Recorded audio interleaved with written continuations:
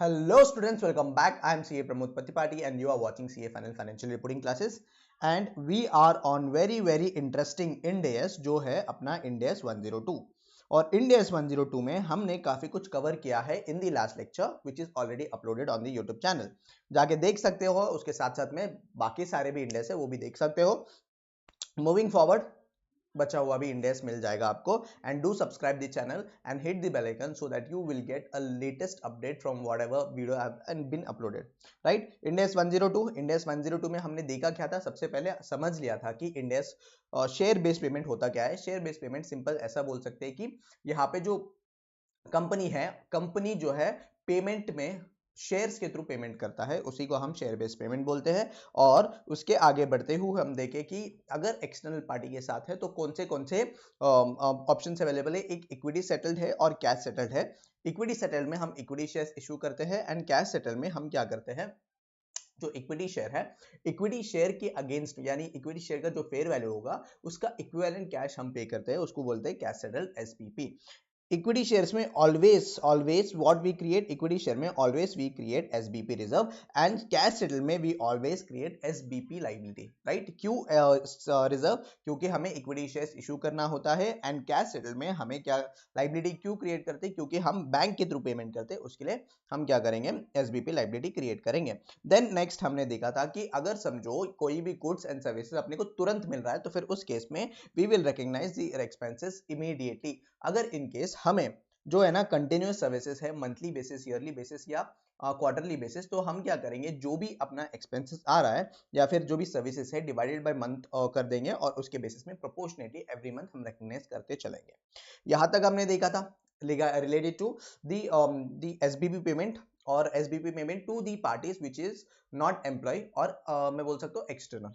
Then उसके बाद हमने देखा share based payment with employee. Employee के साथ शेयर बेस्ड पेमेंट यानी क्या, यहाँ पे तीन चीज याद रखने बोला था. एक वेस्टिंग पीरियड, दूसरा vesting date and grant date. Vesting period यहाँ पे क्या है, जो दिन हम अनाउंस करते हैं यानी कंपनी जो है अनाउंस कर रहा है एसॉप्स का और उस दिन से लेके वेस्टिंग कंडीशन फुलफिल होने तक का डेट जो रहता है इसको बोलते हैं वेस्टिंग पीरियड. जो दिन हम अनाउंस करते हैं एसॉप्स उसको ग्रांट डेट बोलते हैं.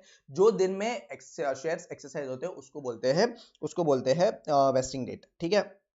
और हमने देखा था यहाँ पे वेस्टिंग क्या बोल रहा है, wasting is nothing but a conditions. यानी क्या, जो एम्प्लॉयज को ESOPs दे रहे हैं उस एम्प्लॉय के ऊपर कुछ कंडीशंस लगाया जाएगा, वो कंडीशंस उसको फुलफिल करना होगा टू एक्सरसाइज द ESOPs. ठीक है. उसमें कौन से कंडीशन है सर, एक सर्विसेज है और एक परफॉर्मेंस रिलेटेड है. सर्विस रिलेशन कंडीशन बहुत ही सिंपल है. सर्विस रिलेटेड जो भी कुछ रहेगा उसमें क्या है, एम्प्लॉय क्या करेगा, एम्प्लॉय को सर्व करना पड़ेगा फॉर दैट पर्टिकुलर पीरियड. जैसे फॉर एग्जांपल मैंने बताया था कि पीपी लिमिटेड ने अपने एम्प्लॉयज को ESOPs दे रहा है, तो फिर पीपी लिमिटेड को यहाँ पे पीपी लिमिटेड क्या कर रहा है, उसके एम्प्लॉयज के ऊपर एक कंडीशन लगा रहा है. क्या कंडीशन है कि तुम 3 साल तक मेरे पास ही काम करोगे, जब 3 साल तक मेरे पास काम करोगे तब जाके तुम्हें क्या मिलेगा, ये शेयर्स एक्सरसाइज करने मिलेगा. तो ये क्या हुआ, सर्विस बेस्ड कंडीशन. सेकंड होता है परफॉर्मेंस बेस्ड. अब परफॉर्मेंस बेस्ड में क्या है, non market and market related होता है. Non market in the sense, non market में सेल्स टारगेट्स होते हैं, प्रॉफिट रिलेटेड टारगेट्स होते हैं, कॉस्ट रिलेटेड टारगेट्स होता है. यानी क्या, समझो मेरा कॉस्ट जो है ना करंट ईयर में 100 गया है, 100 करोड़ गया है, नेक्स्ट ईयर मुझे कॉस्ट रिड्यूस करना है टू 80 करोड़. राइट, और ये 80 करोड़ का जो है ना मैं क्या करूंगा कि within 3 years I have to reduce my cost to 80 crore. अब यहाँ पे 3 साल का क्या है, यहाँ पे टाइम लिमिट है. This 3 years is nothing but my vesting period. तो उसके बेसिस में हम करते हैं. जैसे अभी लास्ट लेक्चर में एक क्वेश्चन क्या था जिसमें नॉन मार्केट रिलेटेड कंडीशंस था. यहाँ पे shit, non market related conditions था जिसमें सेल्स का कंडीशंस था, अर्निंग्स, सेल्स नहीं अर्निंग्स वाला कंडीशंस था. फर्स्ट ईयर में सोचा था कि 12% टारगेट है मेरा, तो 12% टारगेट अचीव नहीं हुआ. फर्स्ट ईयर में मैं सोच रहा हूँ कि सेकेंड ईयर में उसका टारगेट अचीवमेंट होगा. यस, सेकेंड ईयर तक हो सकता है ना, ये पॉसिबिलिटी है. तो वेस्टिंग कंडीशंस के हिसाब से मेरा वेस्टिंग पीरियड 2 साल हुआ. देन सेकेंड ईयर में भी मेरा कंडीशंस फुलफिल नहीं हो गए तो फिर मेरा वेस्टिंग पीरियड बढ़ गया और 3 साल हो गया. और उसके हिसाब से मेरा थर्ड ईयर में वेस्टिंग कंडीशन फुलफिल हो गया, तो फिर उस केस में यहाँ पे हमने रिकग्नाइज कर लिया पूरा का पूरा, उसका क्वेश्चन पूरा देख लिया है हमने. अब देखते हैं मार्केट बेस्ड. मार्केट बेस्ड चीज क्या है, मार्केट बेस्ड चीज क्या है, मार्केट बेस्ड चीज क्या है कि मार्केट के जो फ्लक्चुएशंस है उसके हिसाब से पूरा चेंज होगा. नहीं समझो सर, समझो लेट्स टेक एन एग्जांपल. मेरा जो है ना कंपनी का शेयर है, पीपी लिमिटेड का कंपनी का शेयर है. पीपी लिमिटेड कंपनी का शेयर अभी तो फिलहाल 100 है. टारगेट रखा है कि नेक्स्ट 3 years में इसका 120 तक करना चाहिए. ठीक है। जब 120 हो जाएगा तो पीपी लिमिटेड उसके एम्प्लॉइज को क्या करेगा, 1000 शेयर्स दे देगा, 1000 शेयर्स यानी ESOPs दे देगा।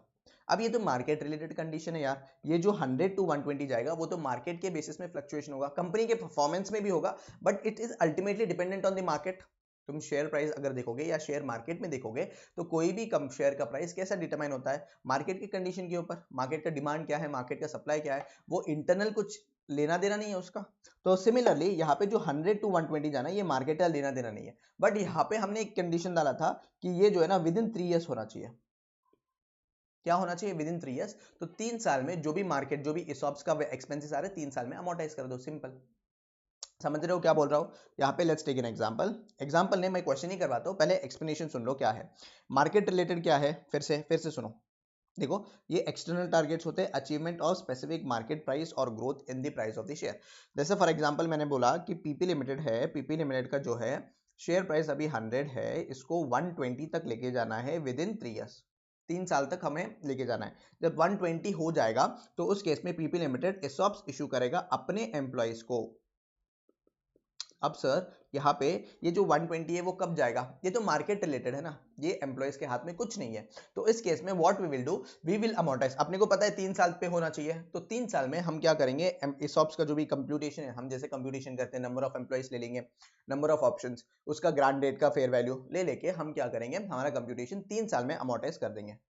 सर अगर समझो ये जो 3 साल का कंडीशन वाला जो है ना, ये 2 साल में ही अचीव हो गया। क्या है, 3 साल का जो कंडीशंस है वो 2 साल में ही अचीव हो गया, तो उस केस में 2 साल में ही तुम जो एक्सपेंसेस कर रहे हो कंप्यूटेशन, उसको 2 साल में ही रिकग्नाइज कर लो। जैसा लेट्स टेक एन एग्जांपल, अभी एग्जांपल तो चालू है तुम्हारे सामने। यहाँ पे जैसे बोला मैंने 100 रुपीज जो है, 100 रुपीज मेरा करंट है और 120 इज टारगेट, सेकेंड ईयर में ही 120 अचीव कर लिया, तो मेरा जो एम्प्लॉय बेनिफिट एक्सपेंसेस है वो सेकेंड ईयर में ही कंप्लीटली फुल्ली रिकग्नाइज कर लेंगे। ठीक है, सिंपल है।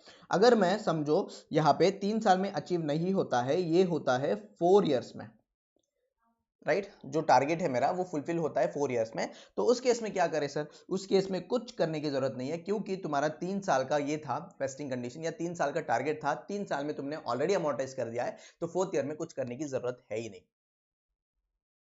एकदम सिंपल। फिर से बताऊं मैं, फिर से बताता हूं, सुनो क्या है, market related conditions is nothing but are external targets, जो अपने एम्प्लॉय से लेना देना नहीं है। एम्प्लॉयज काम करेंगे बट उससे कुछ फर्क नहीं पड़ेगा क्योंकि वो मार्केट बेस्ड है। अब जब मार्केट बेस्ड कंडीशंस है तो फिर उस केस में क्या होगा सर, उस केस में हमें क्या करना होगा, हमें चेक करना होगा कि ये कितने साल तक अचीवेबल है। ठीक है, यहाँ पे 3 साल बोला है, तो हमारा एम्प्लॉय बेनिफिट एक्सपेंसेस कंप्यूट कर लो 3 साल के लिए, और 3 साल के लिए कंप्यूट करके वो अमोर्टाइज कर दो विद इन 3 इयर्स, सिंपल। ये पहला चीज। सेकंड चीज समझो, अगर यहाँ पे जो टारगेट है, ये टारगेट मेरा 120 का टारगेट सेकंड ईयर में ही फुलफिल हो रहा है, सेकंड ईयर में ही क्या हो रहा है, फुलफिल हो रहा है, तो उस केस में क्या करेंगे सर, सेकंड ईयर में ही पूरा का पूरा एम्प्लॉय बेनिफिट एक्सपेंसेस रिकग्नाइज कर लो। अगर समझो सर मेरा यहाँ पे जो टारगेट है वो 4th ईयर में हो रहा है, 3 साल का मेरा टारगेट था बट यहाँ पे 4th ईयर में हो रहा है, तो 4th ईयर में हो रहा है ना, 4th ईयर में अगर हो रहा हो तो ऑलरेडी तुमने 3 साल रिकग्नाइज कर लिया है, तो अभी कुछ करने की जरूरत नहीं है। इतना सिंपल है मार्केट रिलेटेड कंडीशंस।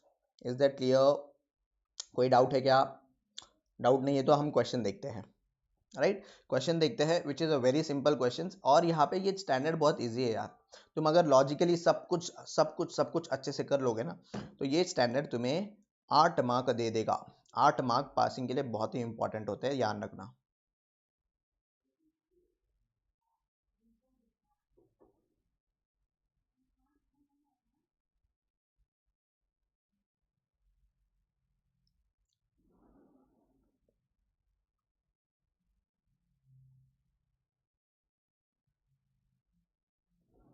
चलो, जैसे यहाँ पे इलस्ट्रेशन नंबर 9 है, एक बार क्वेश्चन को रीड कर लो, you will get an idea. मैं रीड करता हूँ, देखो। एप्पल लिमिटेड हैज ग्रांटेड, क्या ग्रांट किया है, 10,000 share options to one of its director for which he must work for next 3 years and the price of the share should be 20% on an average over the next 3 years. क्या बोल रहा है कि Apple limited ने grant किया है 10,000 share options, right? He must work for 3 years, तो फिर 3 साल तक का इसका काम करना चाहिए, एंड जो प्राइस है वो 20% ऑन एन एवरेज रहना चाहिए। नहीं, should be 20% on an average. ठीक है, the share price has moved as per the below. Year 1 में 22 हो गया, ईयर 2 में 19 हो गया एंड ईयर 3 में 25% हो गया. Okay, at the granted the fair value of option is 120. At the granted 120 है. How should we recognise the amount? अभी how should we recognise the amount वो देखो, वो मतलब कैसे हमें रिकॉग्नाइज करना चाहिए वो बताना है. तो सिंपल सी चीज है, क्या ये जो है ये डायरेक्टर के हाथ में है क्या?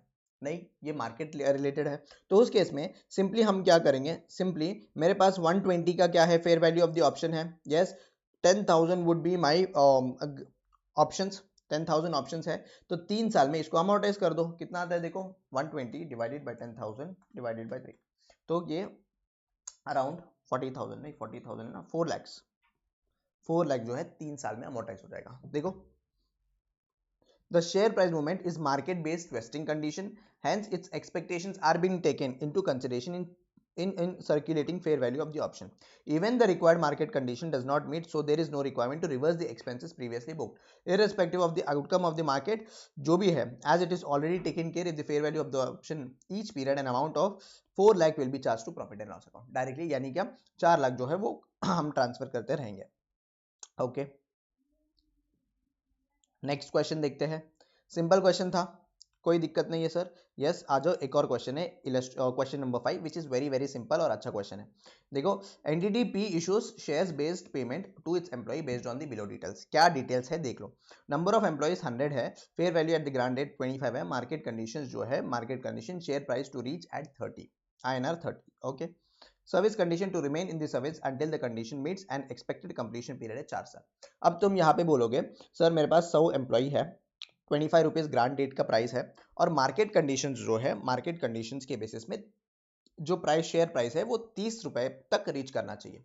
राइट, अभी मार्केट का प्राइस जो है, मेरा शेयर प्राइस वो 30 रीच करेगा. वो कैसा रीच करेगा, दिस वुड इज जो भी ये है, this is all market dependent. क्या अपने हाथों में कुछ है क्या? क्या तुम जो प्राइस है उसको ऐसा हाथों से नीचे ऊपर कर सकते हो क्या? नहीं ना, सिंपल सी बात है, ये एक्सटर्नल फैक्टर के रिलेटेड चेंज हो रहा है, तो एक्सटर्नल फैक्टर के रिलेटेड है तो फिर हम क्या कुछ नहीं कर सकते हैं. तो सिंपली मैं ले लूंगा 100 number of shares into 25, right, और 4 साल का मेरा वेस्टिंग पीरियड है. तो देखो 100 इंटू 25 डिवाइडेड बाई 4, तो एवरी ईयर मेरा 625 का क्या होगा, अमोर्टाइजेशन होगा 4 साल तक. Define expenses related to such share based payment in each year subject to the below scenario. Market condition meet हो गया 3 साल में. अगर 3 साल में हो गया है तो मेरा फर्स्ट ईयर में क्या होगा, फर्स्ट ईयर में 625 होगा, सेकेंड ईयर में भी 625 होगा, एंड थर्ड ईयर में भी मेरा 625 होगा. बट थर्ड ईयर में 625 प्लस 625 होगा. क्यों सर? क्योंकि यहाँ पे क्या बोल रहे हैं, मार्केट कंडीशन का जो भी है वो तीसरा साल में ही मीट हो गया है, तो तुम्हें क्या करना पड़ेगा, तीसरा साल में पूरा रिकॉग्नाइज करना पड़ेगा. फोर्थ ईयर में हम कुछ करेंगे ही नहीं. तो यहाँ पे क्या हो जाएगा, मेरा 2500 वाला जो पार्ट है वो रिकॉग्नाइज हो जाएगा इन थर्ड ईयर ओनली. अगर मैं बोलूँ मार्केट कंडीशन मीट्स इन 5 ईयर्स, मतलब 5 साल तक होगा, तो उस केस में मेरा first year, second year, third year and fourth year 625, 625, 625 और 625, 4 साल में हम रिकॉग्नाइज कर लिया इतना.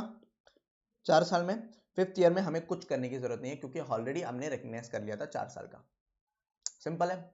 तो यहाँ पे सिंपल सा एक ही फंडा है, मार्केट बेस्ड कोई भी कंडीशन है तो फिर उस केस में you have to amortise based on the vesting period. अगर पहले भी होता, पहले होता है और तुम्हें पता है सब कुछ, तो फिर पहले ही बुक कर लो रिकॉग्निशन, मतलब जो भी एक्सपेंसेस है उसको पहले ही कर लो. जैसे यहाँ पे कर रहे हैं हम, यहाँ पे जैसे कर रहे हैं. अगर तुम्हें पहले पता नहीं है और सब्सिक्वेंटली वो क्या बोलते हैं, सब्सिक्वेंटली जो मेरा कंडीशन है वो फुलफिल हो रहा है, तो फिर उस केस में क्या करना है, उस केस में जो ऑलरेडी रिकॉग्नाइज्ड है वो रिकॉग्नाइज्ड रहेगा, कुछ करने की जरूरत नहीं है. तो देखो आ जाओ, market conditions are taken care while calculating the fair value at the grant date. However, service conditions will be recognized, considered as per the expected vesting right to be exercised by the employees, and would re-estimate during the vesting period. However, if the market related condition meets before it's expected, then remaining expenses would be immediately charged off to profit and loss account. First market condition 3 साल में meet हो गया, तो उस case में हमने 3 साल में हमने पूरा रिकॉग्नाइज कर लिया, राइट. अगर तुम यहाँ पे देखो तो फर्स्ट, सेकंड एंड थर्ड में कहीं कर लिया, देन मार्केट कंडीशन मीट हो गया 5 इयर्स में. अगर 5 इयर्स में हो रहा है तो फिर 4 साल के लिए हमारा ये था एस्टिमेशन, तो 4 साल में रिकॉग्नाइज करेंगे, फिफ्थ ईयर में कुछ करेंगे ही नहीं. ठीक है, एकदम क्लियर है? अगर वो एकदम क्लियर है तो क्वेश्चन नंबर 6 भी देख लो. क्वेश्चन नंबर 6 एकदम सिंपल है, hope so you are getting it. आराम से जा रहा हूं मैं, कुछ घाई गड़बड़ नहीं कर रहा हूं। तो देखो 6 वाला क्वेश्चन रीड कर लो, एक बार पॉज करके रीड कर लो। X entity grants 10 shares to its 1000 employees on the conditions below। क्या conditions है? Service conditions to remain in the service and PAT will reach 200 million। Expected to PAT of 100 million by end of 3 years। मतलब 3 साल में उसका जो PAT है, profit after tax, वो 100 million तक पहुंचना चाहिए। ठीक है। Fair value at the granted is 100। Expected vesting condition, first year में 97 जो है ना एम्प्लॉइज वो एक्सरसाइज करेंगे, then it receives 95% in second year and finally 93% by third year. Calculate the expenses for the 3 years. मतलब 3 साल के लिए मुझे एक्सपेंसेस कंप्यूट करना है। सिंपल सी बात है, यहाँ पे मेरे को पैट रीच करना है अप टू 100 मिलियन। एक ही बात है, तो मैं सिंपली एक्सपेंसेस कंप्यूट कर लूंगा। मेरा 10 शेयर्स मिलेंगे 1000 एम्प्लॉइज को, राइट। बट 1000 एम्प्लॉइज रहेंगे क्या पूरे साल में? नहीं, ओनली 97 होंगे फर्स्ट ईयर में। तो इंटू 97% इंटू ग्रांट डेट का फेयर वैल्यू क्या है 100, डिवाइडेड बाय कितने साल का वेस्टिंग पीरियड है 3 साल, इंटू 1। तो देखो कितना आता है 110 into 1000 into 97% into 100 divided by 3। तो फर्स्ट ईयर में मेरा आ जाएगा 323333, राइट। फर्स्ट ईयर में मेरा इतना एक्सपेंसेस आ जाएगा। ओके सर, अगर मैं सेकेंड ईयर की बात करूं, यहाँ पे कंप्यूट करता हूं। सेकेंड ईयर में 10,000 मेरा शेयर्स है, सॉरी एम्प्लॉइज है। सेकेंड ईयर में एक्सपेक्टेड है कि 95% ही क्या होगा, वेस्ट होगा।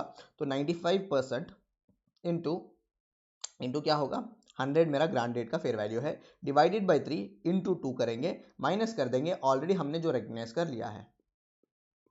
तो कंप्यूट कर लो कितना आता है। तो अगर देखोगे तो 1000 into 95% into 10 into 100 divided by 3 into 2 minus 6 sorry 32333.33, ये आ जाएगा 31 लाख। सेकेंड ईयर में आ जाएगा ये 31 लाख नहीं, 3,10,000।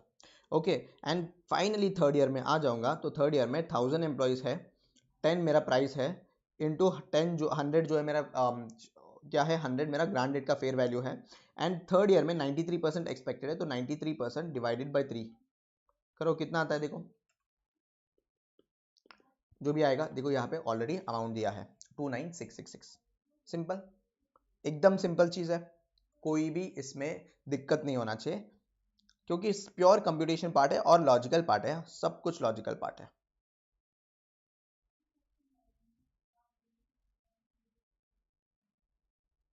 ठीक, एक और क्वेश्चन देखते हैं which is in the similar lines.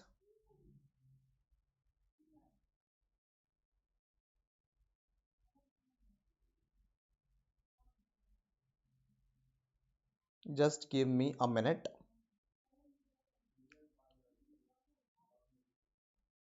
चलो ये क्वेश्चन देखते हैं which was asked in RTP May 23, मतलब May 23 में आया था ये। तो देख लेते हैं क्या आया है क्वेश्चन में। Entity A runs a copper mining business. ठीक है, एंटिटी ए जो है कॉपर माइनिंग बिजनेस में है। Entity A has a year end of 31st March. ठीक है, 31st मार्च का ईयर एंड है। Dividend declared on the shares accrue to the employees during the 3 year period. 3 साल के पीरियड में उसको डिविडेंड अक्रू करता है। If the conditions are met the employees will receive the shares together with the dividends that have been declared on those shares during the 3 years period up to 31st March X3। The entity estimates that on 1st April X0 its shares are valued at 10। The grant date fair value of each share is 10। तो एक चीज अब तक तो तुम्हें समझ में आया होगा, क्या चीज सर? ये चीज कि अगर अपना कोई भी एंटिटी उसको उसके एम्प्लॉयज को एसॉप्स इशू कर रहा है, यानी क्या शेयर्स इशू कर रहा है, तो उस केस में ग्रांट डेट का फेयर वैल्यू ही यूज होगा, राइट। कंप्यूटेशन में ग्रांट डेट का ही फेयर वैल्यू यूज होगा। क्यों इतना इसके ऊपर क्या बोलता है, इसके ऊपर ज्यादा ध्यान क्यों दे रहा हूं, क्योंकि हम जब सार्स करेंगे स्टॉक अप्रिशिएशन राइट्स, उसमें हम एवरी बैलेंस शीट डेट को हम रिवैल्यू करेंगे। ठीक है, that is a separate part. अब यहाँ पे जब इसॉप्स आएगा, जो इसॉप्स है तुम्हें आइडेंटिफाई करना होगा एग्जाम में, और उसमें देखना होगा कि ग्रांट डेट का फेयर वैल्यू क्या है, और उसी के बेसिस में फर्दर अकाउंटिंग होगा। Is that clear? Yes, sir. Entity prepares annual financial statement for the year ended 31st March and on 1st April X0 it estimates that 800 shares will vest। तो पहले उन लोगों ने सोचा था कि 800 शेयर्स वेस्ट होगा. At the end of the first year, 31st March X1, it has received a revised estimate of 780. As at 31st March X2 में it has further received a revised estimate of 750. 750 shares vest on 31st March X2 based on the number of employees till the date. ठीक है. On 1st April X0, as a part of long-term incentive scheme, NTDA provisionally awards its sale employees 1000 entity A shares receivable on 31st March X3. Explain the accounting treatment for the above share-based payment based on the satisfaction of the condition that the sales of the employee must remain in the employment until 31st March X3. The requirement to remain in the employment in the service condition and would not reflect the fair value of the share price of the awards. एक बार question एक बार read कर लो तुम, एक बार question अच्छे से read कर लो. Question में कहीं भी नंबर ऑफ एम्प्लॉइज दिए हैं क्या? नंबर ऑफ एम्प्लॉइज नहीं दिया है, हमें डायरेक्टली बोला है कि इतना शेयर्स वेस्ट कर सकते हैं. बराबर है. डायरेक्टली अपने को यही बताया कि इतने इतने शेयर्स है, इतने इतने शेयर्स वेस्ट करेंगे. ओके, नेक्स्ट थिंग, मेरा ग्रांट डेट का फेयर वैल्यू है. यस. क्या मेरे पास यहाँ पे वेस्टिंग पीरियड है क्या?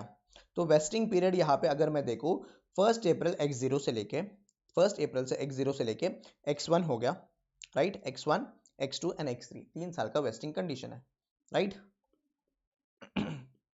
मेरा यहाँ पे वेस्टिंग पीरियड अगर मैं बात करूं तो वेस्टिंग पीरियड है 3 साल का, right. Give me a minute. चलो लेट्स स्टार्ट. सॉल्यूशन करेंगे इसका. पहले हम यहाँ पे कंप्यूट कर लेते हैं कि करंट हम एवरी ईयर में कितने एक्सपेंसेस होंगे. तो फर्स्ट एंड फॉरमोस्ट थिंग, अगर तुम यहाँ पे देख लो, जो 8 पहले तो 1 अप्रैल XO को 800 था, राइट. फिर उसके बाद हमें दिया है यहाँ पे देखो 1 अप्रैल x 31 मार्च 31 मार्च क्या था ये 31 मार्च x1 में x1 को only 780 would be expected to be vested, right. तो यहाँ पे नंबर ऑफ एम्प्लॉइज नहीं दिया हमें, तो नंबर ऑफ एम्प्लॉइज नहीं दिया तो क्या दिक्कत है? सिर्फ नंबर जो भी शेयर दिया है, शेयर्स के बेसिस में हम कंप्यूटेशन कर सकते हैं ना. तो शेयर्स के बेसिस में कंप्यूट करते हैं. और वेस्टिंग पीरियड तो है ही अपने पास. वेस्टिंग पीरियड क्या है सर? वेस्टिंग पीरियड 3 ईयर्स है. कैसा कंप्यूट किया? x1 x2 एंड x3 है, तो फिर 3 साल का वेस्टिंग पीरियड है. 3 साल में हम कंप्यूटेशन देख लेंगे. तो फर्स्ट ईयर का मेरा क्या होगा? फर्स्ट ईयर का क्या होगा? फर्स्ट ईयर का होगा sir 780 is expected to be wasted.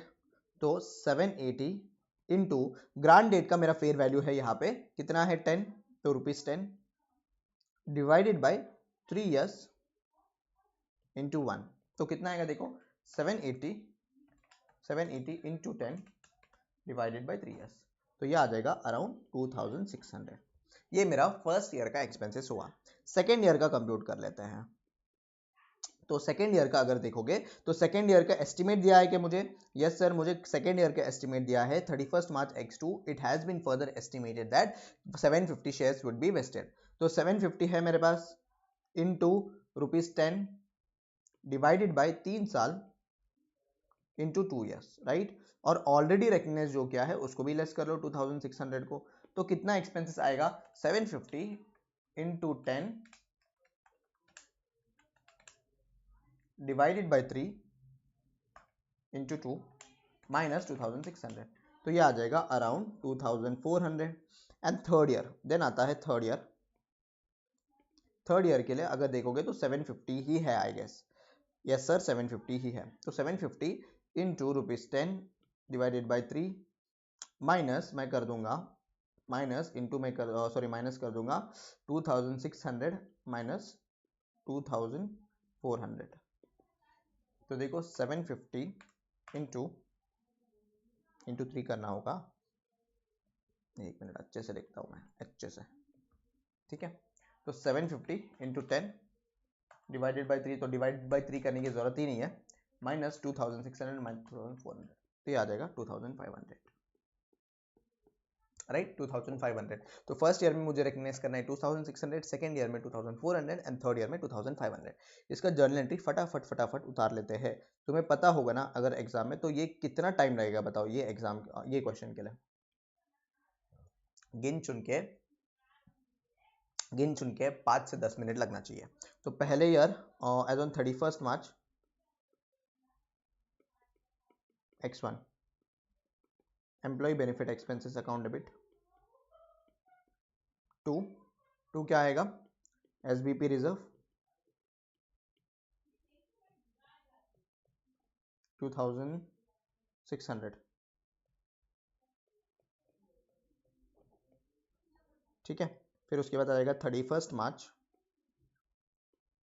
x2 employee benefit expenses account debit to SBP reserve 2400, ठीक है। एंड थर्ड ईयर में क्या होगा,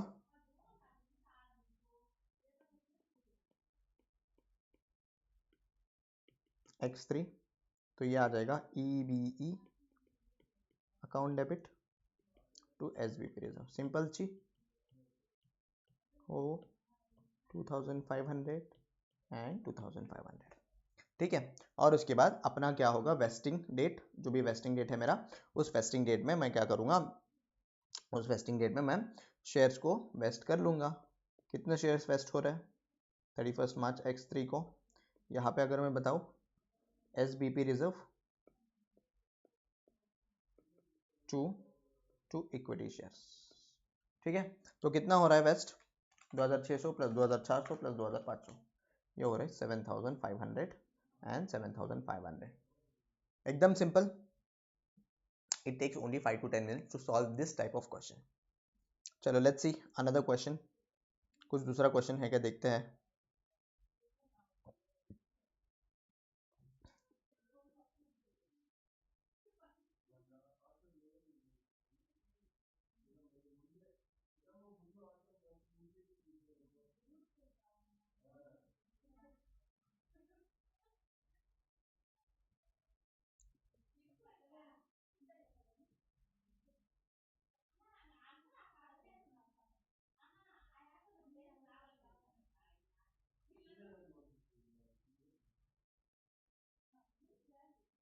चलो ये एक क्वेश्चन है इलस्ट्रेशन नंबर 8, ये भी देख लेते हैं, which is very simple question, जिसमें अगर जो है ना सेकेंड ईयर में या थर्ड ईयर में अगर समझो हमने वेस्टिंग कंडीशन मतलब फुलफिल ही नहीं किया और वेस्ट करने का ऑप्शन भी नहीं है या वेस्ट करेंगे ही नहीं है, तो फिर उस केस में फर्स्ट ईयर में हमने जो रिकग्नाइज किया था उसको रिवर्स कर देंगे। तो वो कैसा करना है देखते हैं। ये किस चीज में है, ये नॉन मार्केट कंडीशंस में, ध्यान रखो मार्केट रिलेटेड कंडीशंस वो डिफरेंट है। तो क्वेश्चन में तुम्हें आइडेंटिफाई करना होगा मार्केट रिलेटेड क्या है, नॉन मार्केट रिलेटेड क्या है। मार्केट रिलेटेड में हम रिवर्स नहीं करते हैं, राइट, मार्केट रिलेटेड में रिवर्स नहीं करते हैं, बट नॉन मार्केट रिलेटेड में हम रिवर्स कर देते हैं। तो देखो क्या है, ACC Limited granted 10,000 share options to one of its manager. In order to get the option, the manager has to work for next 3 years. तो 3 साल के लिए काम करना है in organization and reduce the cost of production by 10% over the next 3 years. तो उसका target ये है कि उसको 10,000 शेयर्स मिलेगा, राइट, लेकिन उसका टारगेट है कि 3 साल में उसको 10% से कॉस्ट रिड्यूस करना है। अब fair value at the grant date है 95, बरोबर है। तो ईयर 1 में रिड्यूस हुआ 12%, ईयर 2 में 8% है, not expected to vest in future. अब यहाँ पे this sentence is very very important. क्यों क्यों सर, क्यों, क्योंकि फर्स्ट ईयर में देखो, फर्स्ट ईयर में मेरा 12% हुआ है, ठीक है, अचीव्ड है। अगर अचीव्ड है तो फिर मैं क्या करूंगा, ठीक है सर, मेरा जो है ना यहाँ पे जो भी कॉस्ट आएगा डिवाइडेड बाय 3 करके मैं कर लूंगा, ओके। बट नेक्स्ट ईयर में क्या हुआ, नेक्स्ट ईयर में मेरा 8% हुआ और यहाँ पे मैं एक्सपेक्ट कर रहा हूँ कि इन फ्यूचर ये वेस्ट होगा ही नहीं। ये जो प्राइस जो क्या बोलते हैं, जो शेयर्स है 10,000 शेयर ऑप्शन है, वो वेस्ट इन फ्यूचर होगा ही नहीं। अगर वेस्ट इन फ्यूचर होगा ही नहीं तो मुझे एक्सपेंस रिकग्नाइज करने की क्या जरूरत है, राइट। तो फर्स्ट ईयर का जो भी एक्सपेंसेस है उसको रिवर्स कर देंगे एंड लास्ट में देखो थर्ड ईयर में 10% हुआ, अचीव हुआ, तो फिर से रिकग्नाइज करेंगे हम एक्सपेंसेस। तो पहले चीज, how should the expenses should be recognised, तो उसका सोल्यूशन देख लेते हैं। It is a non market related condition, hence the target to achieve the cost reduction would be taken while estimating the number of shares options to be vested. पहले साल में मेरे पास 10,000 था, 95 रुपीज इसका फेयर वैल्यू, यस बोलो, yes और no 95 rupees. And मेरा wasting condition 3 साल का था, तो डिवाइडेड बाय 3 इंटू 1 करूंगा। तो अगर तुम करके देखोगे तो 10,000 इंटू 95 डिवाइडेड बाय 3, तो मेरा यहाँ पे आ जाएगा 31667। सेकेंड ईयर में मेरे पास 10,000 था, 95 फेयर वैल्यू था, बट यहाँ पे वेस्ट करने की कोई इरादा नहीं है, तो फिर जो हमने ऑलरेडी रिकग्नाइज किया था उसको रिवर्स करेंगे, ठीक है। एंड थर्ड ईयर में अगर देखोगे तो 10,095 3 साल में, इन द सेंस यानी 3/3 इन द सेंस, कुछ इसका रिलेवेंस ही नहीं है, तीसरा साल में पूरा का पूरा वेस्ट हो रहा है। तो 10,000 इंटू 95। क्या यहाँ पे प्रीवियसली कोई रिकग्नाइज्ड एक्सपेंसेस है क्या? नहीं, क्योंकि फर्स्ट ईयर में हमने जो रिकग्नाइज किया था उसको रिवर्स कर दिया है, तो इस केस में थर्ड ईयर में पूरा का पूरा 9,50,000 रिकग्नाइज होगा। देखो, the conditions to achieve 10% cost reduction each was not fulfilled in the year 2 and there was no expectation to vest the non-market conditions in future as well as and hence earlier expenses amount was reversed in year 2 since in year 3 non-market condition was met again, तो फिर उस case में हमने recognise कर लिया जो भी है वो प्रॉफिट एंड लॉस को चार्ज कर दिया। तो this was all about our vesting conditions. पूरा का पूरा जो अभी तक डिस्कशन किया है हमने वो डिस्कशन किसके रिलेटेड था? ये था वेस्टिंग कंडीशंस के रिलेटेड। क्या होता है सर इसमें? इसमें है हमने एक देखा था सर्विस रिलेटेड और दूसरा देखा था परफॉर्मेंस। अब यहाँ पे परफॉर्मेंस में नॉन मार्केट रिलेटेड कंडीशन का सेपरेटली देखना चाहिए एंड मार्केट का जो है ना सेपरेटली देखना चाहिए। क्यों सर? नॉन मार्केट रिलेटेड जो है वो अपने हाथों में होता है, तो फिर इस केस में we will do based on the जो भी कंडीशन है वेस्टिंग कंडीशन, लेकिन मार्केट रिलेटेड जो है वो अपने हाथों में नहीं होता है, ये मार्केट बेस्ड है, ये एक्सटर्नल फैक्टर्स के रिलेटेड ड्राइव करता है। तो उस केस में what you have to do, तुम्हारा जो वेस्टिंग कंडीशन जो वेस्टिंग पीरियड है उस वेस्टिंग पीरियड में तुम्हारा जो एक्सपेंसेस आएगा वो एक्सपेंसेस को अमोर्टाइज कर दो। अगर तुम्हें पता चल रहा है कि मेरा कंडीशन मीट हो गया अर्ली, तो अर्ली पूरा रिकग्नाइज कर लो। अगर तुम्हें लग रहा है कि लेट होगा, मेरा जो तुम्हारा जो वेस्टिंग कंडीशन जो भी है वो फुलफिल लेट होगा, तो फिर उस केस में तुम्हारा जो वेस्टिंग पीरियड है उसी वेस्टिंग पीरियड में अमोर्टाइज करेगा। ठीक है, एकदम simple. This was about the wasting conditions, right. तो अगर नॉन वेस्टिंग कंडीशन है तो क्या करना है? Not considered in wasting condition, that is it does not have any impact on the eligibility of share based payment, in the sense directly जो share based payment का normal accounting है वो apply कर दो, सिंपल सी बात है। Then हम आते हैं एक इंपॉर्टेंट चीज के ऊपर, ये हमारा हो गया राइट, एसबीपी वगैरह सब कुछ हो गया, इसॉप्स के रिलेटेड हमने बात कर लिया। अब इसॉप्स की बात करने के बाद अगर समझो एंटिटी जो शेयर इशू कर रहा है अगर वो मॉडिफिकेशन करता है तो मॉडिफिकेशन को अकाउंट कैसा करना चाहिए सर, राइट। अगर मॉडिफिकेशन करता है तो मॉडिफिकेशन अकाउंट कैसा करना चाहिए? तो पहले चीज, when the entity increases the exercise price of the ESOPs, तो उस केस में यहाँ पे फेयर वैल्यू में डिक्रीज होता है, इन द सेंस यहाँ पे इसको इग्नोर करो। बट मॉडिफिकेशन होता कब है? देखो, an entity might modify the terms of and conditions on which equity instruments were granted. For example, it might reduce the exercise price of the granted option to employees, that is reprice the options, which increases the fair value of these options. यानी fair value increase होता है, जब fair value increase होगा तो उसको हम modification मानते हैं। और modification के केस में accounting कैसा होना चाहिए? modification के टाइम मतलब केस में accounting ऐसा होगा कि हमारा जो existing जो ESOPs का प्लान है उसको हम टच भी नहीं करेंगे, we will consider it as a normal plan, उसको चलते रहने देंगे, और जो भी एडिशनल एक्सपेंसेस आएगा वो एडिशनल एक्सपेंसेस को हम सेपरेट मान के सेपरेट अकाउंटिंग करेंगे। नहीं समझा सर? फिर से बताओ, समझो। Let's take an example, PP limited ने क्या किया, उसके जो एम्प्लॉइज है उसको ESOP दे दिया। अब ESOP दे दिया, ESOPs में कुछ मॉडिफिकेशन किया। अब जो मॉडिफिकेशन किया है सब्सिक्वेंटली क्या है, 3 साल का वेस्टिंग पीरियड था, 1 साल बीत गया है, 2 साल में इन्होंने क्या किया, मॉडिफिकेशन किया सेकेंड ईयर में। जब सेकेंड ईयर में मॉडिफिकेशन किया है ना, तो इस सेकेंड ईयर में मॉडिफिकेशन की केस में क्या करना होगा? क्या हम ओरिजिनल जो प्लान है उसको छेड़छाड़ करेंगे? बिल्कुल भी नहीं, जो ओरिजिनल प्लान है उसको छेड़छाड़ नहीं करेंगे, हम सिर्फ इसको क्या है नॉर्मल चलने देंगे। जो एडिशनल चेंजेस है वो चेंजेस को हम सेपरेटली रिकग्नाइज करेंगे एंड वो सेपरेटली अकाउंट फॉर होगा। तो देखो, when entity decreases the exercise price of ESOP, that means increase in the fair value of option, right? There will be no impact on the employee benefit expenses under the original plan. Original plan को हम touch भी नहीं करेंगे। We will continue the accounting under the original plan, assuming there is no change in any conditions. The entities will calculate the additional expenses, जो भी additional expenses है उसको calculate करेंगे due to modification and treat it as a separate plan and recognize the expenses over the remaining period on the SLM basis. तो SLM basis में उसको recognize कर लो, simple सी बात है। और कुछ करने की जरूरत है? बिल्कुल भी कुछ नहीं, इसके रिलेटेड क्वेश्चन है। फिर से बताओ, मॉडिफिकेशन एक सिंपल सी बात है, मॉडिफिकेशन में अगर हमारा प्राइस रिड्यूस करता है, एंटिटी ने क्या किया, प्राइस रिड्यूस किया, price reduce in the sense यानी फेयर वैल्यू का इंक्रीज होना, राइट। तो उस केस में क्या होगा, उस केस में हम जो एग्जिस्टिंग है वो एग्जिस्टिंग वैसे का वैसा रहेगा, उस जो भी एडिशनल चीजें हैं जो चेंजेस आया उसको एडिशनल एक्सपेंसेस मान के उसको अमोर्टाइज करेंगे ओवर द वेस्टिंग पीरियड। उसके रिलेटेड अगर अच्छे से समझना हो तो अपने को इलस्ट्रेशन नंबर 10 देखना होगा, इलस्ट्रेशन नंबर 10 देखना होगा, विच is very very good question, तुम देख के जा सकते हो एग्जाम में, this is an LDR question. ठीक है, चलो क्वेश्चन को रीड करें क्या?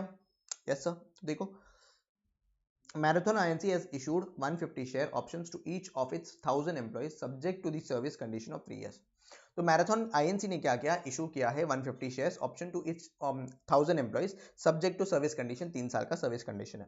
Fair value of the option given was calculated at the rate of INR 129। तो यहाँ पे अगर मैं बोलूँ fair value on the grant date is 129। The below are the details and the activities related to SBP plan। SBP plan का related सारे activities दिया है। 35 left, further 60 are expected to leave। 35 छोड़ चुके हैं फर्स्ट ईयर में and 60 expected to leave है।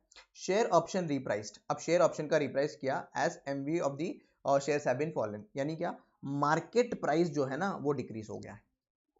Okay, the fair value has fallen to INR 50। after repricing they are now worth rupees 80, hence expenses is expected to increase by 30। in short में बताऊं तो मेरा जो है ना additional expenses यानी additional increase कितना है वो 30 का है, ठीक है सी। ओके, देन सेकेंड ईयर में 30 left, further 36 is expected to leave and year 3 में 38 छोड़ चुके हैं। Okay, how modification and repricing will be accounted for. यहाँ पे सिंपली ये हो रहा है, मॉडिफिकेशन की जो शेयर प्राइजेस है, शेयर ऑप्शन से उसको हमने क्या किया, रीप्राइसिंग किया। और रीप्राइसिंग क्यों किया है, क्योंकि उसका मार्केट प्राइस गिर चुका है। मार्केट प्राइस गिरने के बाद अब जो है ना वो यहाँ पे 50 रुपीज का हो गया है, फॉलन टू 50 बोल रहा है। तो रीप्राइस करने के बाद जो मेरा एडिशनल एक्सपेंसेस जो आ रहा है वो 30 पर ऑप्शन आ रहा है, 30 पर ऑप्शन आ रहा है, राइट। यहाँ पे 30 पर ऑप्शन का इंक्रीज आ रहा है। तो क्या करेंगे सर, ये जो 30 पर इंक्रीज है ना एक्सपेंसेस, वो एक्सपेंसेस को हम सेपरेटली रिकग्नाइज करेंगे, ठीक है। 30 जो है उसको सेपरेटली अकाउंट करेंगे और जो ओरिजिनल प्लान चल रहा है वो ओरिजिनल प्लान वैसे का वैसा चलते रहने दें, ठीक है। Hope so you got it. चलो इसको सॉल्व करते हैं, चलो लेट्स सॉल्व। फर्स्ट ईयर में देखो यहाँ पे 150 शेयर ऑप्शन है, 1000 एम्प्लॉइज है एंड फेयर वैल्यू जो है ना 129 है। तो फर्स्ट ईयर में हम सिंपल कैलकुलेशन करेंगे क्योंकि यहाँ पे फर्स्ट ईयर में कोई भी मॉडिफिकेशन नहीं है। ओके सर, तो कितना है देखो, 150 share options into 1000 employees, right. 129 उसका क्या है, 129 है सर, अच्छा ऐसा करते हैं, 129 is my fair value, 1000 employees है तो 1000 में से 35 ऑलरेडी लेफ्ट है, further 60 are expected to left, 30 60, ठीक है, डिवाइडेड बाय अपना यहाँ पे 3 साल का वेस्टिंग पीरियड है और 1 साल करंट ईयर का अपने को कंप्यूट करना है। तो 150 into 129, right.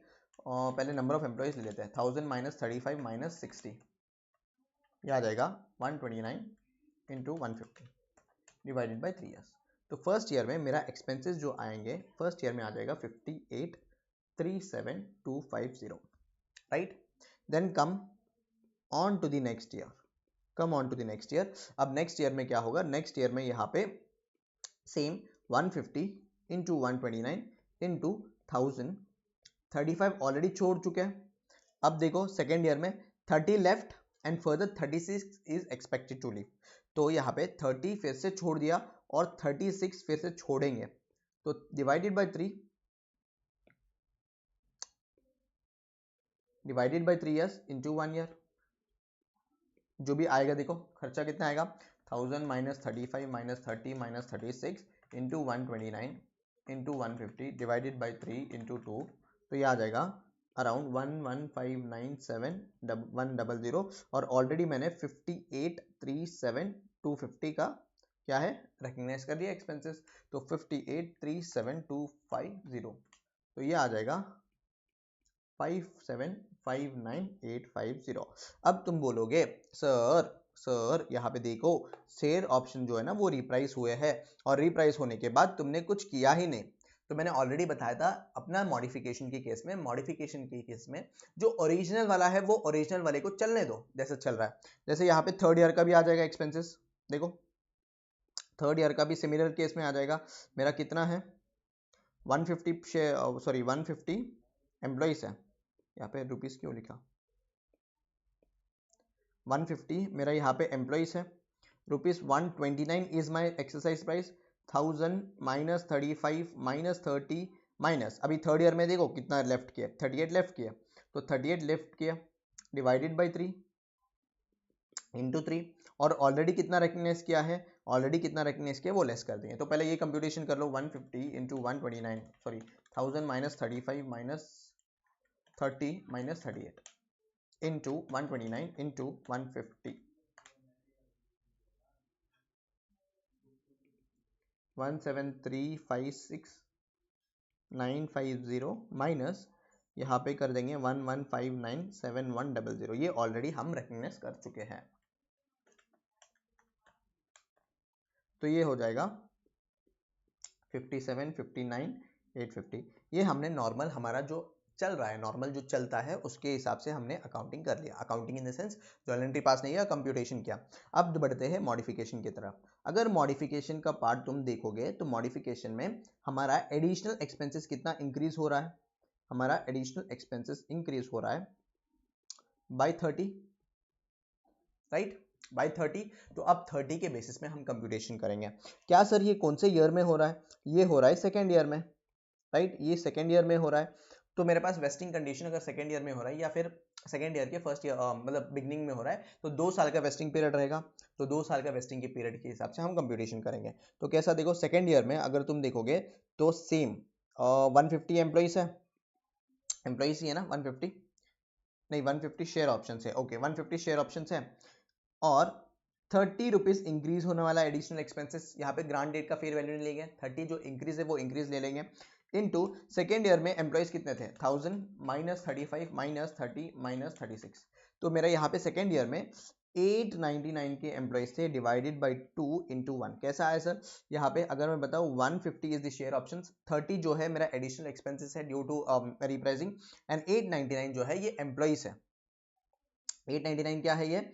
899 is nothing but my employees into year 1। तो कितना आएगा बताओ? 150 into 30 into 899 divided by 2। तो ये आ जाएगा 2022750। सिंपल, ये हो गया मेरा सेकेंड ईयर का। थर्ड ईयर का कैसे करेंगे सर? थर्ड ईयर का सिमिलर लाइंस पे 150 इंटू ₹30 इंटू थर्ड ईयर में कितने एम्प्लॉइज बचे हैं बताओ? 1000 divided minus 35, sorry 1000 minus 35 minus 30 minus 38, तो ये आ जाएगा 897 employees divided by 2 into 2 minus 2022750, right. तो कितना आएगा? 150 इंटू 30 इंटू 897 डिवाइडेड बाई 2 नहीं करने की जरूरत है, ऑलरेडी रिकग्नाइज कितना है 2022750। तो ये आ जाएगा 2013750। तो मॉडिफिकेशन को ऑन मतलब ओवरऑल हम सेपरेटली ही अकाउंटिंग फॉर करेंगे। सिंपल। तो एक चीज ध्यान रखना, जब भी मॉडिफिकेशन आएगा इन दी ESOPs, तो उस केस में हम क्या देखेंगे? उस केस में हम देखेंगे सर कि जो मेरा एडिशनल एक्सपेंसेस कितना इंक्रीज है वो देखेंगे। जो भी एडिशनल एक्सपेंसेस का इंक्रीज है वो हम सेपरेटली अकाउंट फॉर करेंगे, जो ओरिजिनल है उसमें कुछ छेड़छाड़ नहीं करेंगे। ठीक है, खूब सो यहाँ तक समझ में आया। अब हमने क्या अब तक क्या देखा है? अब तक हमने देखा है मार्केट रिलेटेड कंडीशंस रहेगा तो उस केस में कैसा करना चाहिए। सेकेंड थिंग, मेरा जो है अगर नॉन मार्केट कंडीशंस में सेकेंड ईयर में वेस्ट होने का कंडीशन है ही नहीं, यानी फ्यूचर में शेयर्स वेस्ट होगा ही नहीं, तो सेकेंड ईयर में जो फर्स्ट ईयर में रिकग्नाइज किया था उसको रिवर्स कर देंगे। एंड देन हमने देखा था बहुत सारे क्वेश्चंस, उसके साथ साथ में हम मॉडिफिकेशन वाला कंसेप्ट पढ़े थे। अब नेक्स्ट हम देखेंगे कैंसिलेशन वाला पार्ट। कैंसिलेशन के बाद फिर उसके बाद सार्स चालू करेंगे। ठीक है, चलो जी, once we have completed modification, अब चलते हैं कैंसिलेशन के ऊपर। कैंसिलेशन होता क्या है वो देखते हैं, राइट। यानी क्या, जब भी एंटिटी अपने एम्प्लॉइज को ESOPs ग्रांट करता है तो फिर वो ESOPs कैंसिल भी हो सकते हैं। कैंसिल कब हो सकते हैं? Due to crisis in the company, right. Due to crisis in the company का जो है ना एंटिटी ESOPs को कैंसिल करता है, तो उसका अकाउंटिंग प्रोसीजर क्या होगा वो देखते हैं।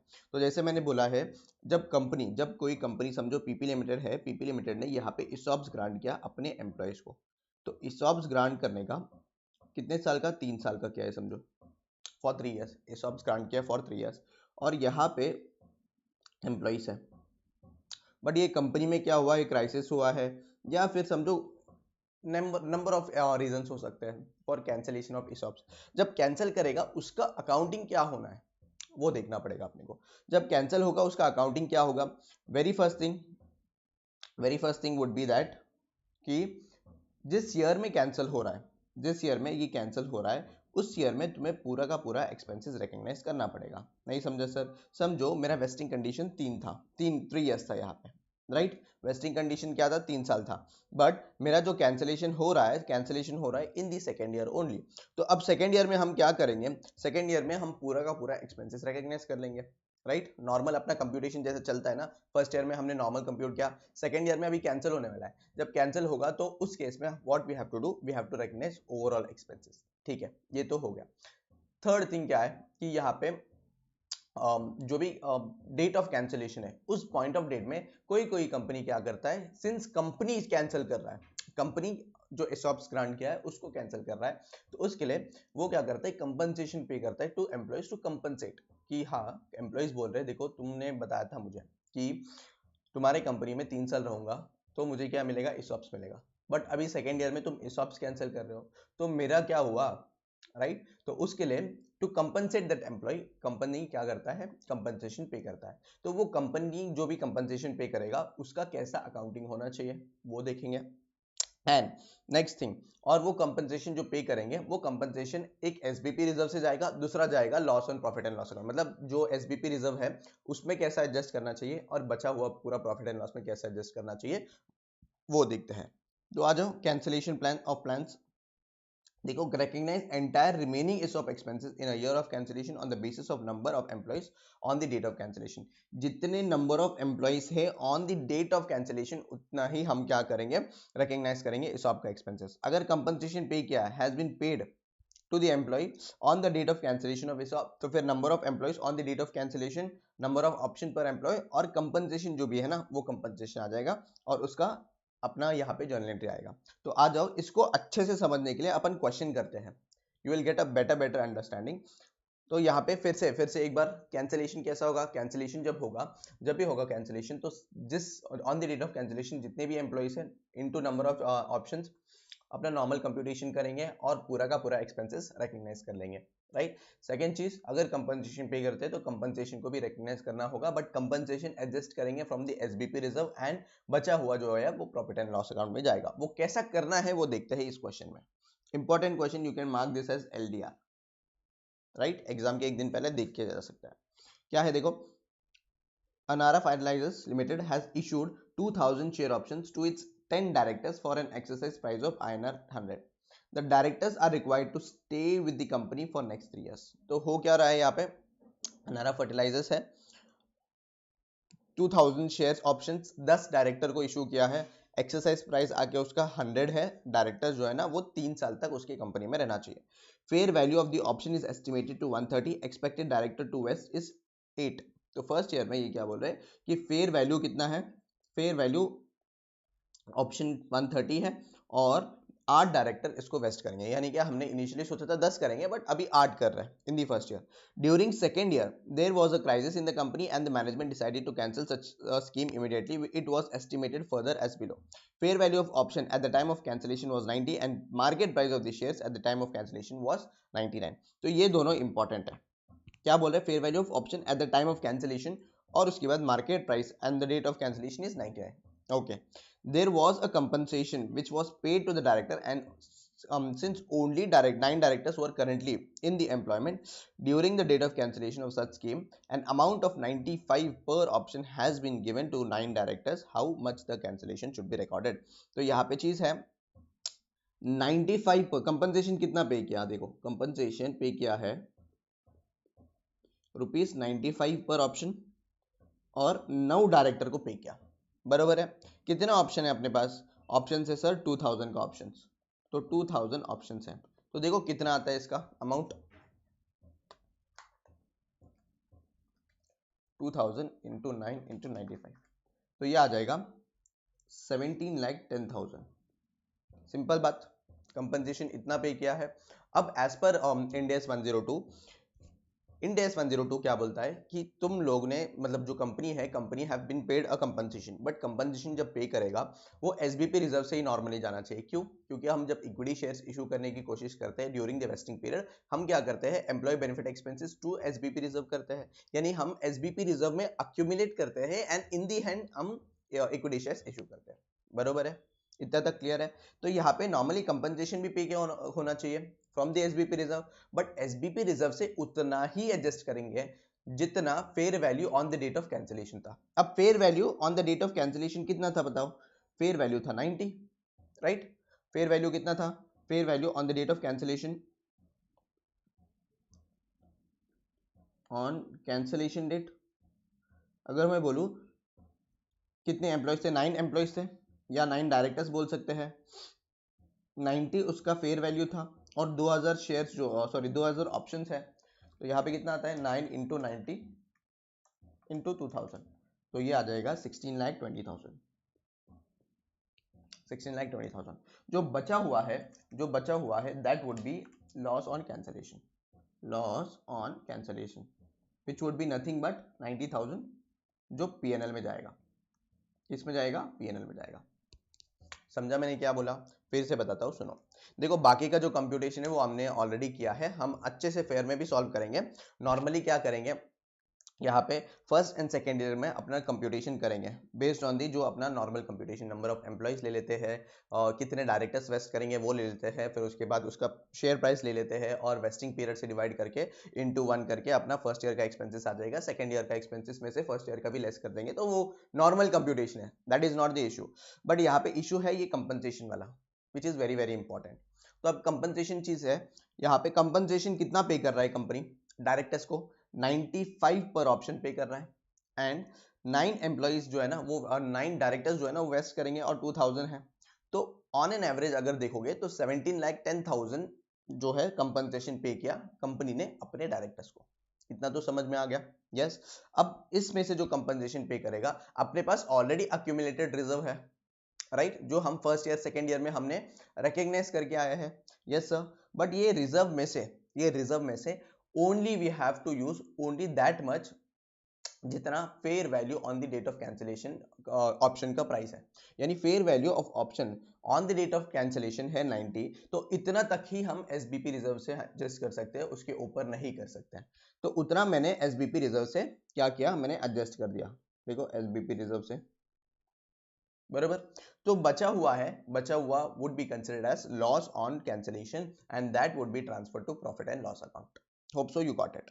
आ जाओ इसको फेयर में अच्छे से सॉल्व करते हैं, तुम्हें और अच्छे से समझ में आ जाएगा।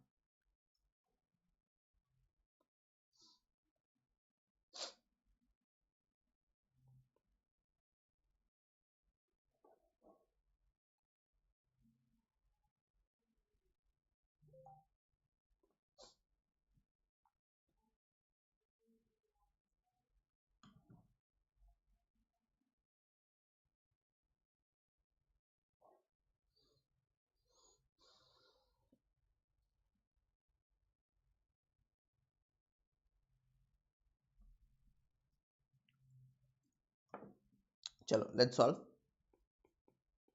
And do subscribe the channel if you are watching this lecture, and share with your friends, जिसको भी रिक्वायरमेंट है एफआर का उनको शेयर कर दो। And if you will see most of the India's मैंने अपलोड किया, एंड एक ही बड़ा इंडियस है, Indians 109 which I am working on, कि वो भी अपलोड कर दूं, और वो भी अपलोड किया तो तुम्हारा 5 जो पिलर्स है, 5 pillars of FR would be uploaded on my YouTube channel at free of cost and at the best quality. Each and every question हमने सॉल्व किया, आरटीपी एमटीपी सब कुछ सॉल्व किया है उसमें, राइट। जैसा 115 का सारे क्वेश्चंस हमने किया है, कंसेप्ट समझा है, फिर उसके बाद कंसोलिडेशन हुआ, 103 हुआ, देन उसके बाद 116 है, देन 109 करेंगे, तो ये सारे चीज़ों का कंसेप्ट हमने डिस्कस किया अच्छे से डीप में। देन उसके साथ साथ में क्वेश्चंस भी सॉल्व किया, आरटीपी के, एमटीपी के, पास्ट एग्जाम के, सब कुछ हमने किया है। So it would be a complete package for you, right. Let's solve. तो यहाँ पे first what we will do, first हम नॉर्मल कंप्यूटेशन करते हैं। Okay, computation of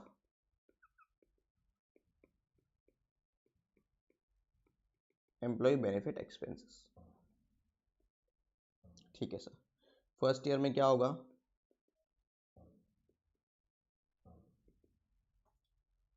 first year में अगर तुम देखोगे, फर्स्ट ईयर में 130 is the fair value, right, and 8 directors are expected to vest,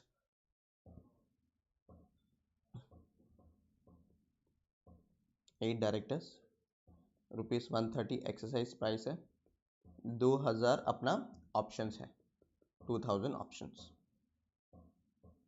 and 3 साल का वेस्टिंग पीरियड है, 3 इयर्स का ही है ना, देखो नेक्स्ट 3 इयर्स का वेस्टिंग पीरियड है, और तो ईयर 1 आ जाएगा, तो अपना फर्स्ट ईयर का ये आ जाएगा 130 इंटू 2000 डिवाइडेड बाई 3, तो ये आ जाएगा अराउंड ₹69333, बराबर है, राइट, यही आएगा।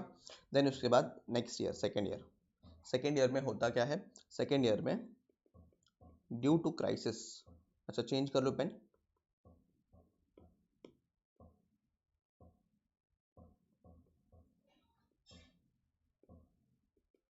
Due to crisis in the company, ESOPs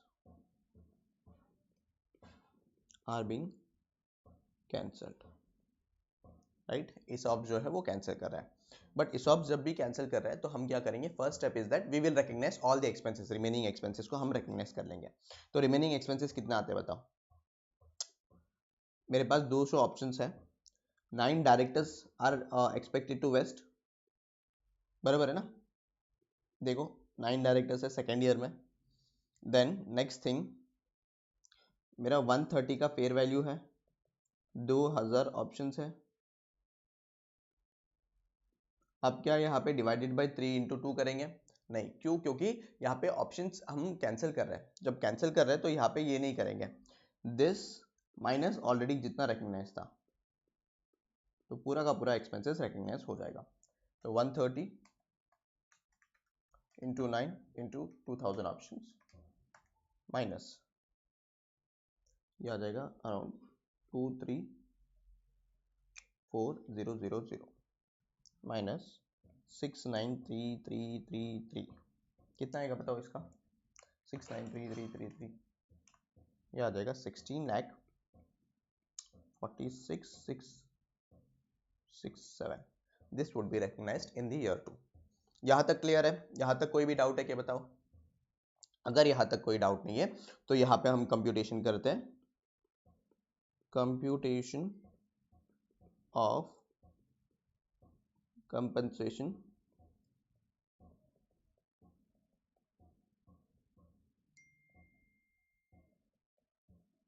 paid to directors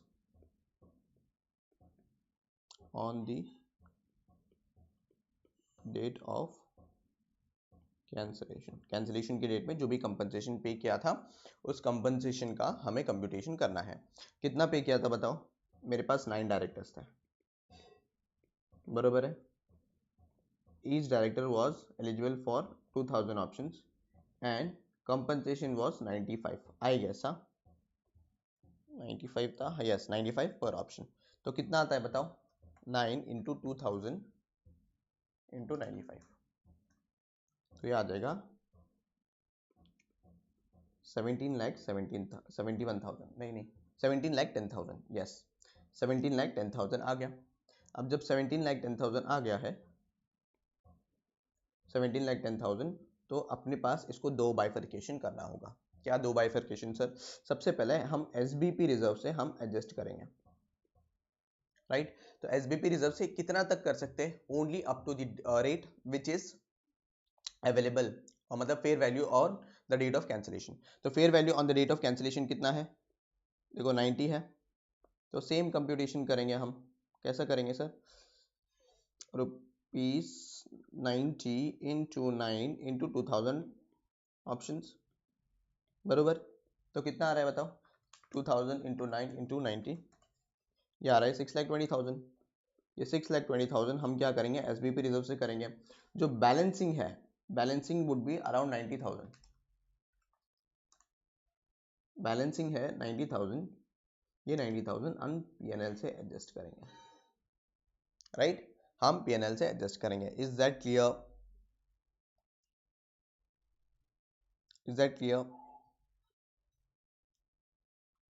आज इसका जर्नल भी देख लेते हैं।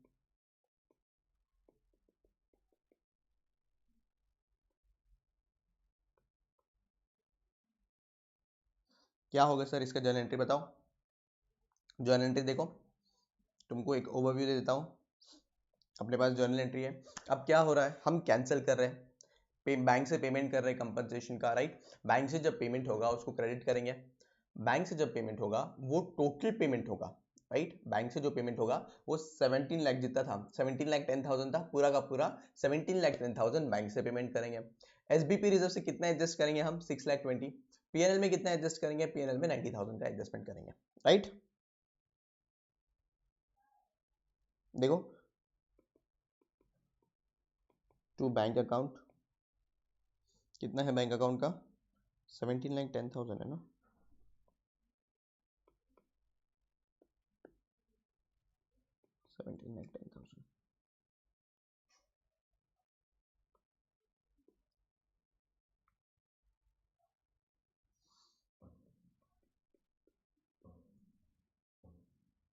अपना एसबीपी से कितना होगा रिजर्व से,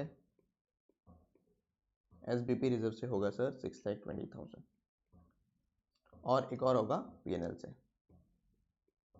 सिंपल, राइट, सिंपल।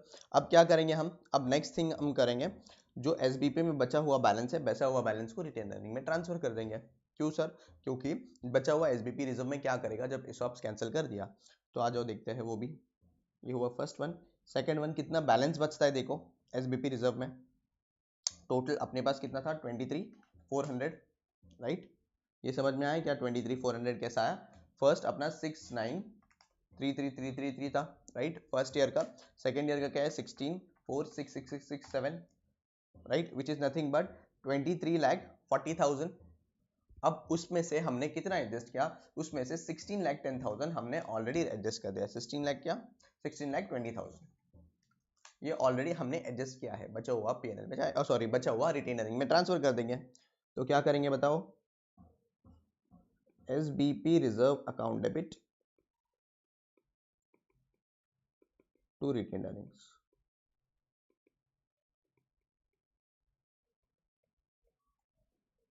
तो कितना आएगा ये 17,20,000, सॉरी 17 नहीं, 7,20,000, 17,10,000 नहीं, 23,40,000 माइनस 16,20,000,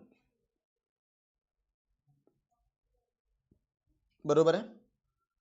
क्या समझ में आया है कि तुमको, फिर से मैं बता दूं क्या हो रहा है सर, कैंसिलेशन क्यों होता है, due to crisis in the company. जब भी कैंसिलेशन होता है तो फिर what we will do, we will compute, मतलब जो भी एक्सपेंसेस रिकग्नाइज करना है on the date of cancellation हम रिकग्नाइज कर लेते हैं based on the number of employees in the company, okay. Then next thing आता है अपने पास कंप्यूटेशन ऑफ कंपनसेशन, यानी क्या अगर कंपनी अपने एम्प्लॉयज को कंपनसेशन पे करेगा तो उस केस में कैसा कंप्यूट करना है वो देखते हैं। तो वो कंप्यूट कर लिया based on the number of employees, based on the जो भी कंपनसेशन दे रहा है इनटू जो भी ऑप्शन है वो आ जाएगा मेरा कंपनसेशन। ये कंपनसेशन दो पार्टों में बांटा जाएगा, जैसे एक एसबीपी रिजर्व और दूसरा profit and loss account. SBP reserve में इतना ही कितना एडजस्ट कर सकते हैं, only at the rate of the fair value which is available on the date of cancellation. Date of cancellation में जो मेरा ऑप्शन का फेयर वैल्यू है उतना ही हम एसबीपी रिजर्व से कर सकते हैं, तो उतना करो, जो बचा हुआ है वो डाल दो प्रॉफिट एंड लॉस अकाउंट में और एसबीपी रिजर्व को रिटर्न अर्निंग में ट्रांसफर कर दो, सिंपल इतना ही है। सिमिलर टाइप ऑफ क्वेश्चन है मेरे पास एक और, आ जाओ देखते हैं, मजा आ जाएगा तुम्हें, मजा।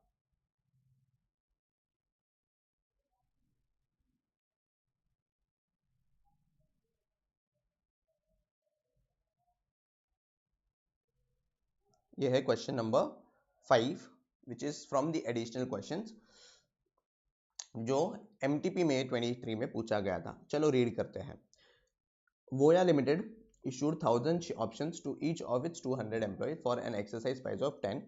The employees are required to stay in the employment for next 3 years. The fair value of the option is estimated to be 18 and 90% of the employees are expected to vest the option. तो यहाँ पे तुम्हारा तो normal computation तो तुम कर सकते हो after doing all the computation. अभी हमने ऑलरेडी बहुत सारे क्वेश्चन सॉल्व किए, उससे तुम्हें तो पता चल जाएगा कि फर्स्ट ईयर का मेरा एक्सपेंसेस कितना आएगा। तो फर्स्ट ईयर का 1,000 शेयर्स है, अब 200 एम्प्लॉइज है, इसमें से ओनली 90% आर एक्सपेक्टेड, 90% जो है ना वो एक्सपेक्ट करेंगे कि वेस्ट होगा, एंड 18 उसका फेयर वैल्यू है, 3 साल का वेस्टिंग ईयर है, इंटू 1 कर देंगे, राइट। तो कितना आएगा बताओ, 1,000 into 200 into 90% into 18 divided by 3, तो 10,80,000 मेरा फर्स्ट ईयर का एक्सपेंसेस हो गया है, ठीक है। नेक्स्ट थिंग क्या है, The company faced severe crisis during second year and it was decided to cancel the scheme with the immediate effect. The market price of the share on the date of cancellation is 15. क्या ये line relevant है क्या? Market price बिल्कुल भी relevant नहीं है. अपने को क्या चाहिए सर? अपने को फेयर वैल्यू चाहिए. ओके, तो इमीडिएट इफेक्ट से वो कैंसिल कर दिया. अब फॉलोइंग इन्फॉर्मेशन है. The following information is available. The fair value of the option on the date of cancellation is 12. Fair value 12 है. The company has paid the compensation to the employees 13.5. There were only 190 employees in the employment at the time. मतलब date of cancellation में 190 employees ही थे. तो अगर मैं वैसे देखूं तो सेकेंड ईयर का एक्सपेंसेस भी कंप्यूट कर सकता हूं क्या? Yes sir. मेरे पास 1000 शेयर्स है ना, 1000 ही है ना, हाँ 1000 शेयर ऑप्शंस, 190 एम्प्लॉयज है. कैसा मिला सर? यहाँ देखो 190 एम्प्लॉयज सेकंड ईयर में. पूरा का पूरा अपने को एक्सपेंसेस रिकॉग्नाइज करना है इन the year of cancellation. Second year is the year of cancellation, तो मैं पूरा का पूरा एक्सपेंसेस रिकॉग्नाइज कर लेता हूँ. तो फेयर वैल्यू 18 का है, 190 एम्प्लॉयज है एंड 1000 शेयर ऑप्शन है. तो कितना आएगा? 1000 इंटू 190 इंटू 18, तो 34,20,000. ऑलरेडी मैंने कितना रिकॉग्नाइज किया? 10,80,000 ऑलरेडी रिकॉग्नाइज कर चुका है. तो यह आ जाएगा 10,80,000. तो rupees 23,40,000 is something we would recognise in year 2. अच्छा, ये तो मेरा नॉर्मल कंप्यूटेशन वाला पार्ट हो गया.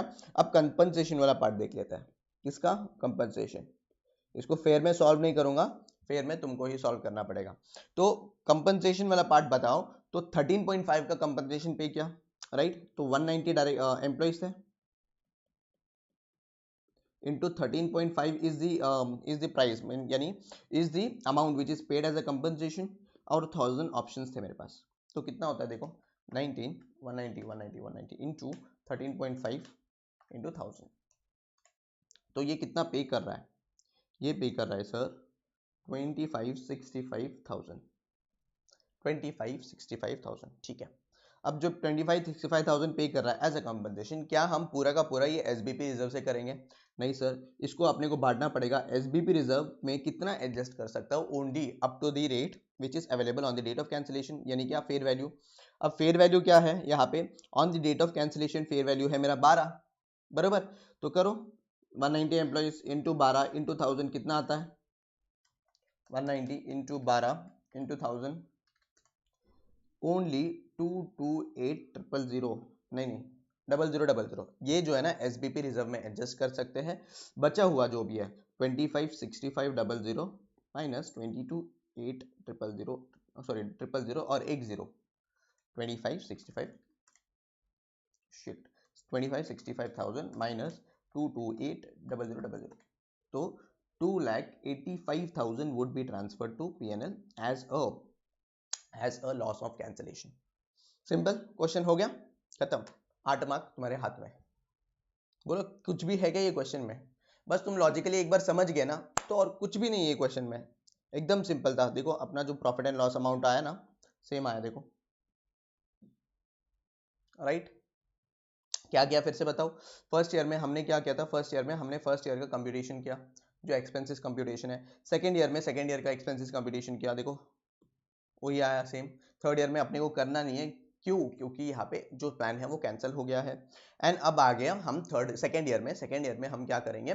हम कंपनसेशन का कंप्यूट करेंगे. कंपनसेशन का हमने सिंपली कंप्यूट किया. 190 एम्प्लॉय से 13 रुपये 50 पैसे दे रहा है एम्प्लॉयज को, वो कंप्यूट किया. और एसबीपी रिजर्व से कितना एडजस्ट करना चाहिए वो कंप्यूट कर लिया. बचा हुआ प्रॉफिट एंड लॉस में जाएगा. Simple. Hope so you got it. अब हम नेक्स्ट लेक्चर में हम स्टार्ट करेंगे सार्स, स्टॉक अप्रिसिएशन राइट्स, और उसके साथ साथ में सार्स के साथ साथ में हाइब्रिड ऑप्शंस भी आते हैं, जिसमें इसॉप्स और SARs, that is stock appreciation rights, ये दोनों भी साथ में रहते हैं. तो उस केस में अकाउंटिंग कैसा होना चाहिए वो भी देख लेते हैं. ठीक है, तो आज के लिए इतना काफी करते हैं. Thank you for watching this lecture. Have a very nice day and all the best for your preparation and do subscribe the channel. Thank you.